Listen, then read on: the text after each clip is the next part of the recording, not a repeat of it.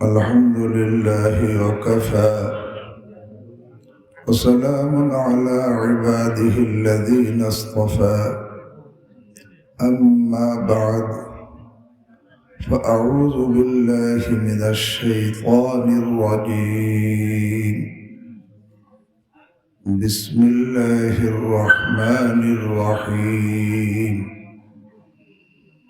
وأما من خاف مقام ربه ونهى النفس عن الهوى فإن الجنة هي المأوى وقال النبي صلى الله تعالى عليه وسلم المجاهد من جاهد نفسه رواه الترمذي أو كما قال عليه الصلاة والسلام صدق الله مولانا العظيم وصدق رسوله النبي الكريم ونحن على ذلك من الشاهدين والشاكرين والحمد لله رب العالمين سبحانك لا علم لنا إلا ما علمتنا إنك أنت العليم الحكيم حضرت علماء کرام محترم হাজিরিন স্নেহের ছাত্র ভাইরা পর্দার আড়ালে মা ও বোনেরা আল্লাহ রাব্বুল আলামিন আরহামুর রাহিমিন মেহেরবানি করে আমাদেরকে এই ভান্ডারিকান্দা মাদ্রাসার বার্ষিক মাহফিলে শরীক হয়ে দীর্ঘ সময় পর্যন্ত কোরআন ও হাদিসের কথা শোনার তৌফিক দান করেছেন। এখানে যে কোরআন ও হাদিসের সহি সহি কথা আলোচনা হয়েছে, আল্লাহ আমাদেরকে আমলের তৌফিক দান করেন। আমি লম্বা কথা বলবো না। আল্লাহ রাব্বুল আলামিন আরহামুর রাহিমিন ফেরেশতাদেরকে সৃষ্টি করছেন, আমাদেরকেও সৃষ্টি করছেন, পশুকে আল্লাহ সৃষ্টি করছেন। ফেরেশতাদেরকে আল্লাহ বিবেক দিয়েছেন, তাদের মধ্যে নফস দেন নাই। ফেরেশতাদের মধ্যে কি নাই? নফস নাই। আর পশুর মধ্যে আল্লাহ নফস দিয়েছেন, তাদেরকে বিবেক দেন নাই। পশুকে কি দেন নাই? আর আমরা মানুষ, আমাদেরকে বিবেকও দিয়েছেন, নফসও দিয়েছেন। তো ফেরেশতাদেরকে শুধু বিবেক দিয়েছেন, এই জন্য ফেরেশতার জীবনটা বিবেক অনুযায়ী শুধু রব চাহি জীবন। কারণ বিবেকের দাবি কি, বিবেকের চাহিদা কি? যদি বিবেক ঠিক থাকে তো বিবেক কি চায়? এমন সত্তা যার সাথে মোকাবেলা করার ক্ষমতা নাই, যিনি শাস্তি দিলে ঠেকানোর ক্ষমতা নাই, বরদাস্তের ক্ষমতা নাই, পালানের কোনো ক্ষমতা নাই। তো বিবেকের দাবি কি? এমন সত্তাকে রাগান্বিত করা না খুশি রাখা? এই সবুটিকে খুশি রাখা, খুশি রাখা। এই জন্য বিবেকের দাবি খুশি রাখা। এমন সত্তা যার সাথে মোকাবেলা করার ক্ষমতা নাই, শাস্তি দিলে ঠেকানোর ক্ষমতা নাই, পালানোর কোনো জায়গা নাই, সেখানে বিবেকের দাবি হলো তাকে কি রাখা? তা ফেরেশতাদের বিবেক আছে, এই জন্য ফেরেশতাদের পুরো জীবনটা বিবেকের চাহিদা অনুযায়ী রব চাহি জীবন। পুরো ফেরেশতার জীবনটা কি? রব চাহি। সব সময় আল্লাহ যেটা চান সেইটাই করে। লা ইয়াসুনাল্লাহ মা আমারহুম ওয়া ইয়াফআলুনা মা ইউমারুন। তো আল্লাহর কোনো আদেশ লঙ্ঘন করে না, যা আদেশ করে প্রত্যেকটা পালন করে। কারা? ফেরেশতারা। কিন্তু পশুর জীবনটা মন চাই, কারণ তাদের মধ্যে কি নাই? বিবেক নাই। সে মন চাই জীবন যাপন করে, যা মনে চায় তাই করে। এখন ফেরেশতার জীবনটা রব চাহি জীবন।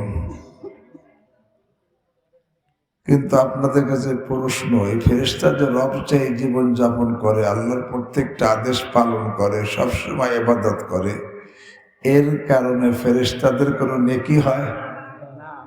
বলেন, তাদের কোনো প্রমোশন হয়? তাদেরকে আল্লাহ বন্ধু বানান? তাদের পুরস্কারের জন্য কোনো ব্যবস্থা রাখছেন? অথচ ফেরেশতার পুরো জীবনটাই কি রব চাই। কিন্তু আপনাদেরকে জিজ্ঞাসা, আমি আপনি মানুষ, পুরুষ মহিলা, ধনী গরিব, যুবক যুবতী, সবাই তো মানুষ। যে মানুষটা রব চাহি জীবন যাপন করে, আল্লাহ যেটা চান সেইটাই করে, আল্লাহ যেটা নিষেধ করেন সেটা করে না, জীবনটা তার রব চাহি, বলেন তো এই লোকটার নেকি হবে কি হবে না? তার প্রমোশন হবে কি হবে না? তাকে আল্লাহ বন্ধু বানাবেন কি বানাবেন না? তার পুরস্কারের জন্য জান্নাত রাখছেন কিনা?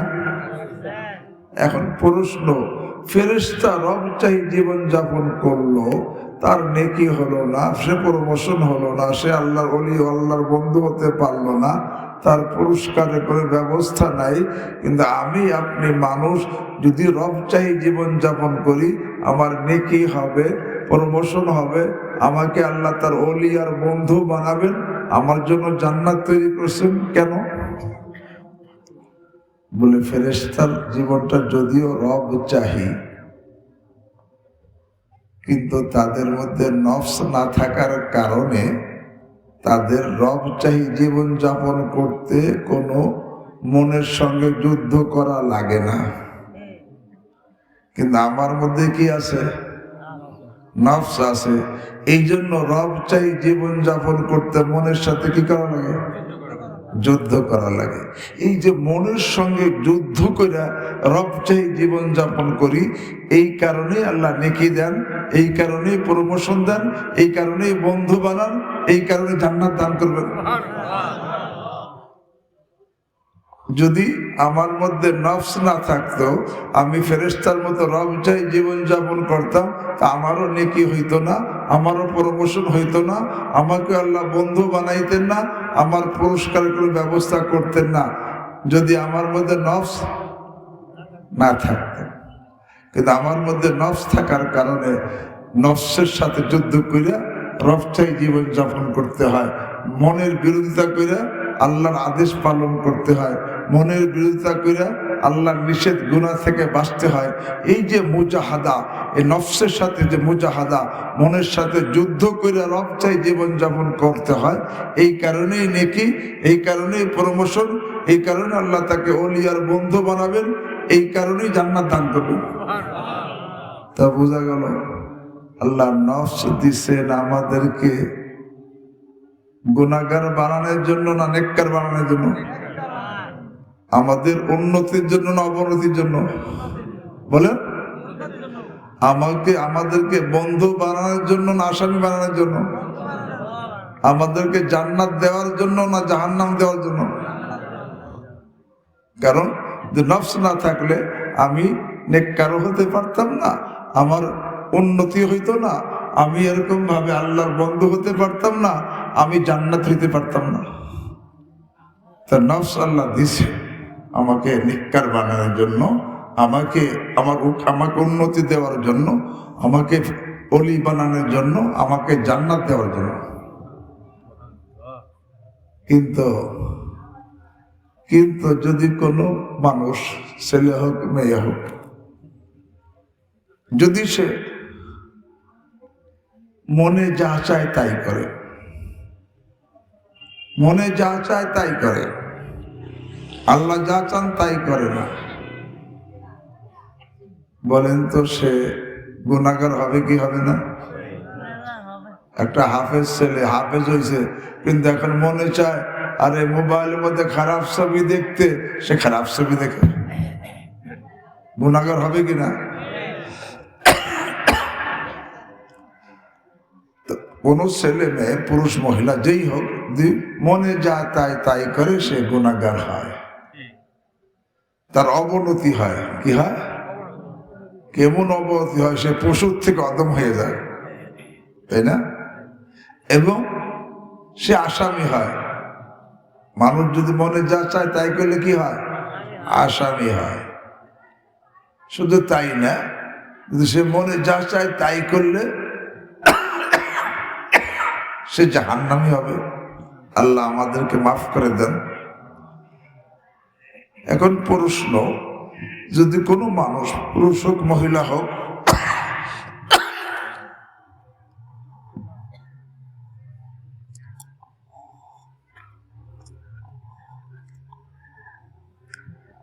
পুরুষ হোক মহিলা হোক, রবচাহী জীবন যাপন করে, সে গুনাহগার হবে, তার অবনতি হবে, সে আসামি হবে, সে জাহান্নামী হবে।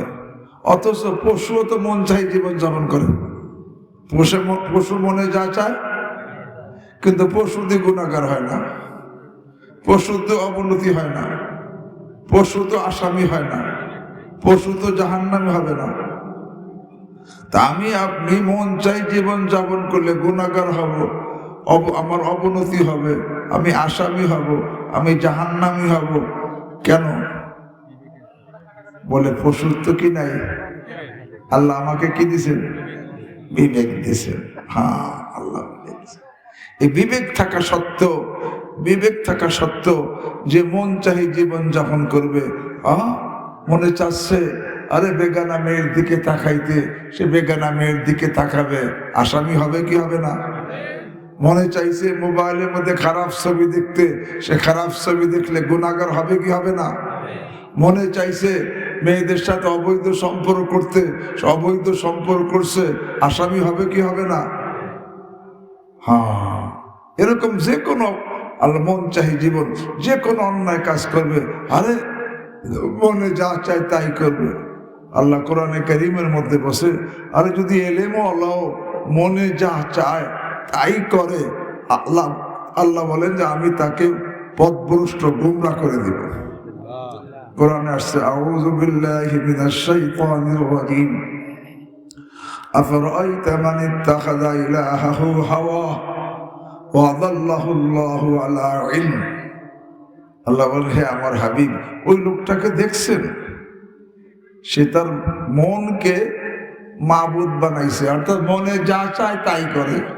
আল্লাহ যা চান তা করে না, মনে যা চায়। এই লোকটাকে আপনি দেখছেন? আল্লাহ জিজ্ঞাসা করেন। পরে আল্লাহ নিজেই বলেন, আদাল্লাহুল্লাহ, আল্লাহ তাকে গুমরাহ করে দিছে। আল্লাহ ইলমিন, এলেম থাকা সত্ত্বেও গুমরাহ করে দিছে। এলেম আছে, তারপর গুমরাহ করছে। কেন? মনে যা চায় তাই করে। কিন্তু পশু তো গুমরাহ হয় না। কেন? পশুর কি নাই? কিন্তু আমাকে আল্লাহ কি দিছে? বিবেক দিছে। আজকে এখন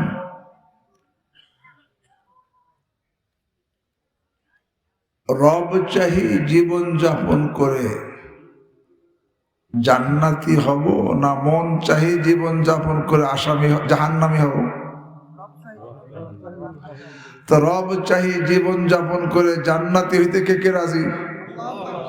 আল্লাহ আমাকে আপনাদের সকলকে তৌফিক দান করেন। তাহলে রব চাই জীবন যাপনের বেশি না, দুইটা কথা বলবো।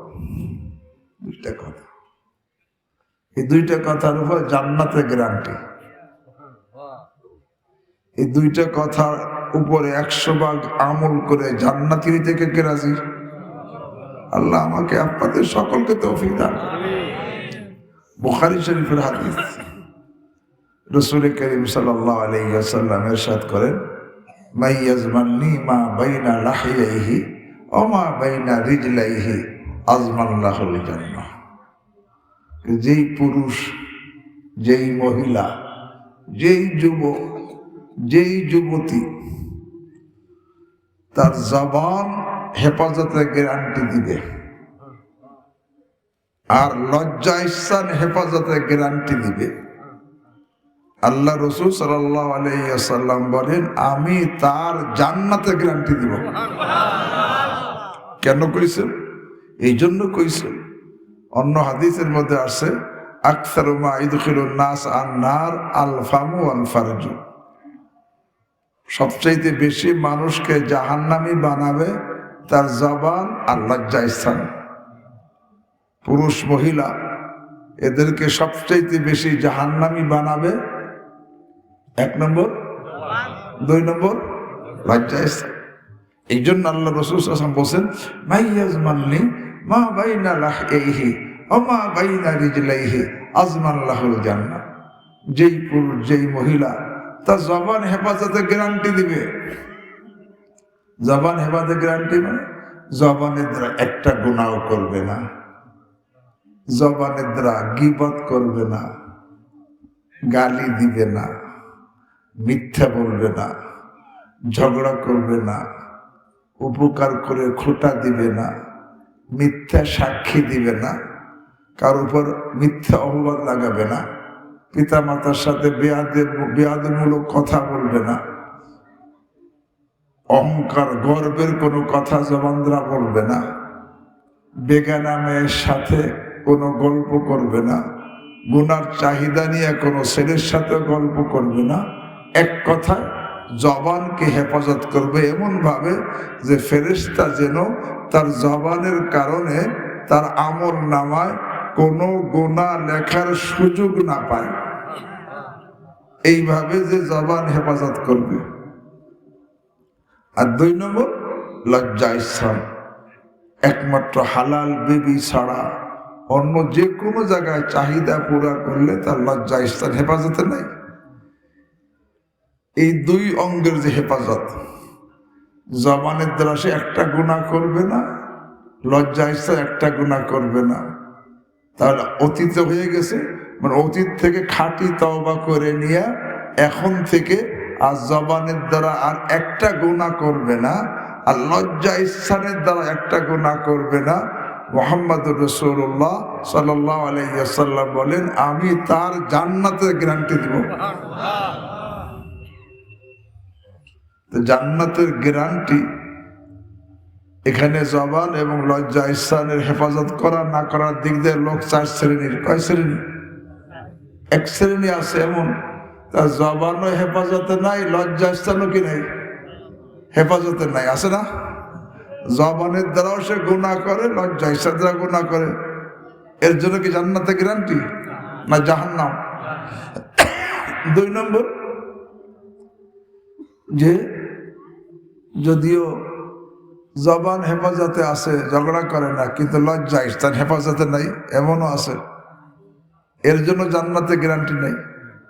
আর 1 শ্রেণী লজ্জা স্থান হেফাজতে আছে, জবান হেফাজতে নাই, গীবত শিকার চলতে আছে জবানে, তার জন্য জান্নাতে গ্যারান্টি নাই। জান্নাতে গ্যারান্টি কার জন্য?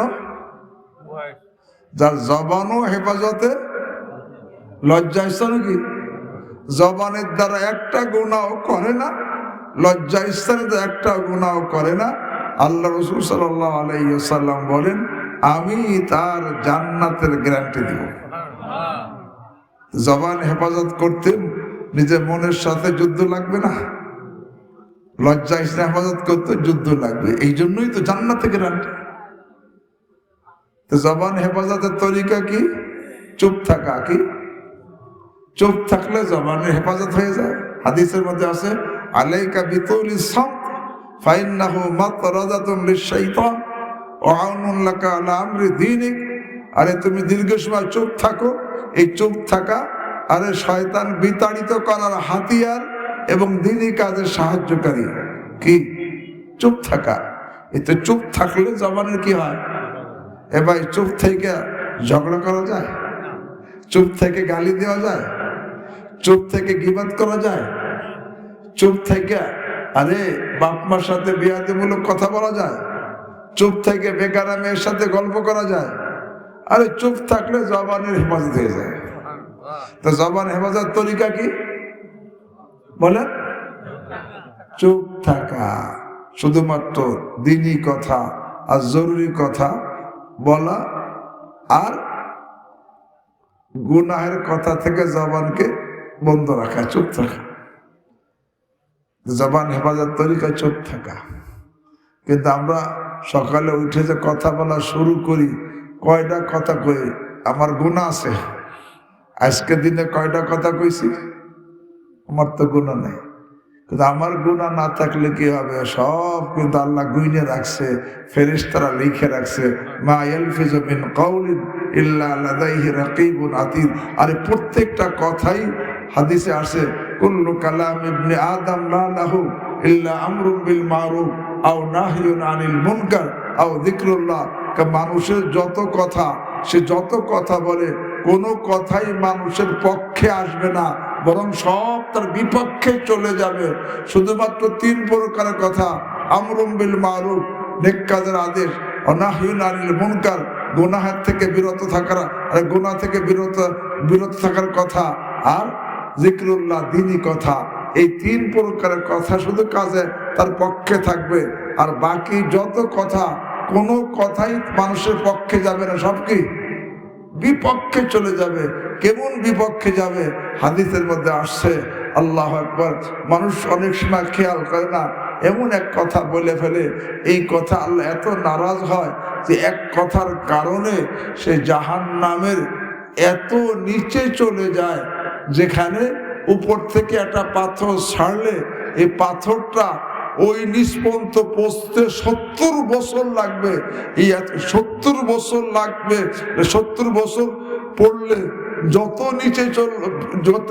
যত নিচে গিয়ে পাথরটা পৌঁছে, আল্লাহ রাসূল সাল্লাল্লাহু আলাইহি ওয়াসাল্লাম বলেন, মানুষের অনেক সময় অনেক কথা বলে, সে কোনো খেয়াল করে না, একটা কথা জাহান্নামের এত নিচে চলে যায়। এই জন্য ভাই, জবান হেফাজত করবো তো? ভাই, যার জবান হেফাজত করবে তার সাথে ঝগড়া লাগবে? লাগবে? বিবির সাথে ঝগড়া লাগে কাদের? যারা জবান হেফাজত করে না। যারা করে তাদের সাথে কি ঝগড়া লাগে না। যেই মহিলা চুপ থাকে তার সাথে কি লাগে না? আমাকে সমাজে কি কয়, বুবা মানুষের কি নাই, শত্রু নাই, কি কয়? কারণ যে চুপ থাকে তার সাথে কারো শত্রু নাই। কথা কইলি ইন্নাল বালা মুআক্কালুম বিল মানতিক, আরবিতে কয় কথার সাথে মুসিবত জড়িত। এই জবান হেফাজত। আর 2 নম্বর, লজ্জা স্থান হেফাজত।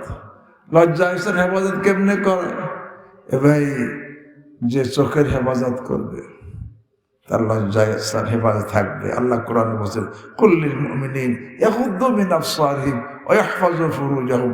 হে আমার হাবিব, ঈমানদার পুরুষ মহিলাকে বলে দেন তারা দৃষ্টি নিচু রাখে এবং লজ্জা স্থান হেফাজত করে। কিন্তু যে নাকি দৃষ্টির হেফাজত করে না, বেগানার দিকে তাকাইলো, চোখের জেনা হয়ে গেছে। এরপরে মুখে কথা বলা শুরু করবে, জবানের জেনা হইল। এরপরে মোবাইলে কথা শুনবে, কানের জেনা। এরপর পা দিয়ে হেঁটে যাবে, পায়ের জেনা। হাতে স্পর্শ করবে, হাতের জেনা। দিলের চিন্তা করবে, দিলের গুনাহ হইতে থাকবে একের পর এক। এরপর লজ্জা স্থানের গুনাহ হয়ে যাবে। এই জন্য যে নাকি প্রথমে আরে চোখের হেফাজত করবে। এই জন্য আমার হযরতের কথা, আরে যার চোখ পবিত্র তার দিল পবিত্র, তার দেহ পবিত্র। যার চোখ পবিত্র, কিন্তু আজকে আমাদের, আল্লাহ আমাদেরকে হেফাজত করেন, অনেক মানুষ নামাজ পড়বে, রোজা রাখবে, হজ করবে, যাকাত দিবে, আর এশা কাওয়াবিন, 4 তাহাজ্জুদ পড়বে, কিন্তু চোখের হেফাজত করবে না। আসলে নাই? ভাই, যেই লোকটা চোখের হেফাজত করে না, রাসূলুল্লাহ সাল্লাল্লাহু আলাইহি ওয়াসাল্লাম বলেন, এই লোকটা চোখের জিনাকার। কি বলেন? যদিও তাহাজ্জুদ পড়ে, আল্লাহ রাসূল বলেন তাহাজ্জুদ পড়নে ভালো হয়, চোখের হেফাজত না করে। তুমি আরে চোখের জিনাকার তাহাজ্জুদ গুজার। হজ করছে, চোখের হেফাজত করে না, আল্লাহ রাসূল বলেন তুমি চোখের জিনাকার হাজি। নামাজ পড়ে, চোখের হেফাজত করে না, আল্লাহ রাসূল বলেন তুমি চোখের জিনাকার নামাজি। ভাই, এই গুনাহ এমন মারাত্মক গুনাহ, আল্লাহু আকবার। অনেক সময় এই গুনাহের কারণে ঈমান পর্যন্ত চলে যায়। হাকিমুল উম্মত মুজাদ্দিদ মিল্লাত শাহ আশরাফ আলী থানভী নব্বরাল্লাহু মারকাদা বলেন যে আমি এক সময় কানপুর ছিলাম, ইন্ডিয়ার মধ্যে একটা জায়গার নাম কানপুর। সেখানে শিক্ষকতা করতেন, 14 বছর ছিলেন। উনি বলেন সেখানে যে বিরুদ্ধ লোক ছিল, 5 ওয়াক্ত নামাজ পড়তো, তাহাজ্জুদ পড়ছো। আমার পিতার থানবী রহিমাল্লাহ বলেন, আমার পিতার বয়স সে তাহাজ্জুদও পড়তো, 5 ওয়াক্ত নামাজ পড়তো। আমি তাকে পিতার মতো শ্রদ্ধা করতাম, সে আমাকে ছেলের মতো স্নেহ করতো। কিন্তু এই বিরুদ্ধ লোকটা নামাজি, তাহাজ্জুদ গুজার, চোখের হেফাজত করতো না। আল্লাহ আমাদেরকে হেফাজত করেন। এবার অনেকদিন আল্লাহ তাকে, মানুষকে, গুনাহগারদেরকে ঢিল দেন, সুযোগ দেন। কি সুযোগ দেন? তওবার জন্য। যতদিন তওবার সুযোগ থাকে ততদিন তাকে আল্লাহ নিজেকে কন্ট্রোলের তৌফিক দেন। যখন নাকি আল্লাহ রাব্বুল আলামিন তওবার রাস্তা বন্ধ করে দেন, আলামু আন্নাল্লাহ ইয়াহুলু বাইনাল মারই ওয়া কলবিহি, আল্লাহ নিজেই যখন তওবার রাস্তা বন্ধ করে দেন, আল্লাহু আকবার, তখন সেই লোকটা নিজের নিয়ন্ত্রণ হারাই ফেলে। হযরত থানবী রাহিমাহুল্লাহ বলেন, এই বিরুদ্ধ লোকটা তাহাজ্জুদ গুজার, নামাজি, চোখের হেফাজত করতো না। একদিন একটা ইহুদি মেয়ে তার সামনে দিয়ে হেঁটে গেছে, তার দিকে তাকায় রয়েছে। আজকে আল্লাহ মাফ করে, এমন অবস্থা ওই ইহুদি মেয়ের প্রতি এই বিরুদ্ধ লোকটা আকৃষ্ট হয়ে গেছে। শুধু আকৃষ্ট হয় নাই, হযরত থানবী রাহিমাহুল্লাহ বলেন, সেই বিরুদ্ধ লোকটা বলতেছে, শোনো, আমি যেই মেয়েটাকে ভালোবাসি সে যদি খ্রিস্টান হয় তাহলে আমিও খ্রিস্টান। নাউযুবিল্লাহি মিন যালিক। ঈমান আছে না? চলে গেছে। অথচ বিরুদ্ধ মানুষ, নামাজি, তাহাজ্জুদ গুজার, চোখের হেফাজত করে নাই। আল্লাহু আকবার। পরে বলছে, যদি শোনো, যদি সে ইহুদি হয় তার ইহুদি। ঈমান আছে, চলে গেছে। এই জন্য ভাই, এই গুনাহ, চোখের গুনার কারণে অনেক সময় ঈমান পর্যন্ত চলে যায়।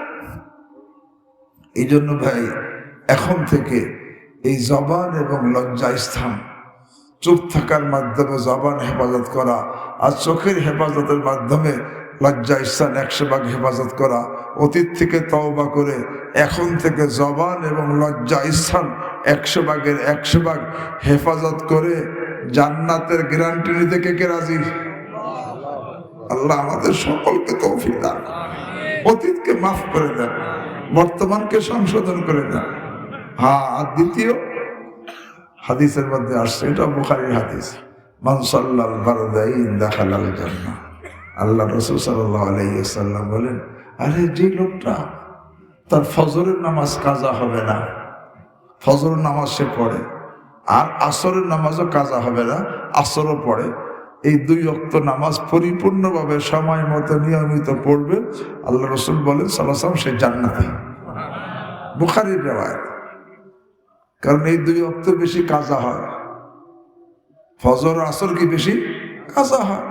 যার ফজর আসর কাজা হবে না, বাকি 3 ওয়াক্ত কাজার তো প্রশ্নই আসে না। কিন্তু আমার এরকম অনেক আছে যে অন্য নামাজ পড়ে, কিন্তু তার ফজরের নামাজ কি হয়ে যায়? আসলে নাই, আসরের বিভিন্ন ব্যস্ততার কারণে কি হয়ে যায়? কাজা হয়ে যায়। এই জন্য আল্লাহ রাসূল সাল্লাল্লাহু আলাইহি ওয়াসাল্লাম বলেন, মান সাল্লাল বারদাইন দাখালাল জান্নাহ, যেই লোকটা এই 2 ঠান্ডার নামাজ অর্থাৎ আসরের নামাজ তার কাজা হবে না, আর ফজরের নামাজ কাজা হবে না, আর ফজরও সে পরিপূর্ণভাবে আদায় করবে, আর আসরও পরিপূর্ণভাবে আদায় করবে, আল্লাহর হাবিব সাল্লাল্লাহু আলাইহি ওয়াসাল্লাম ইরশাদ করেন, সে জান্নাতি।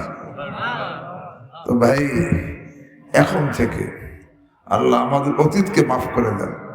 এখন থেকে আর ফজর আর আসর কাজা হবে না। কার কার?